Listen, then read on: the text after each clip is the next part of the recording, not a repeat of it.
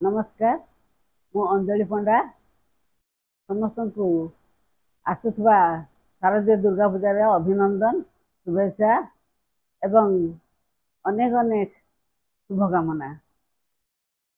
मु आशा करुच्ची समस्त बालेश्वरवासी सुखरे एवं भाईचारा सहित ए पर्व को पालन करंतु, हर्ष उल्लास रे माँ दुर्गा उत्सव को मनातु एवं शांति श्रृंखला रक्षा करंतु।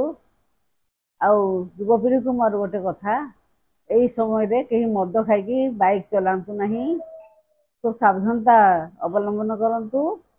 आउ अनुरोध रोची डीजे जमती भसाणी बेले बहुत जोर रे बजातु नहीं, शब्द प्रदूषण रे अंचल बहुत ही खराब होची। तेणु आपण को अनुरोध आपण माने से दिगरे टिके सतर्कता अवलंबन करेंगे। धन्यवाद। जय जगन्नाथ।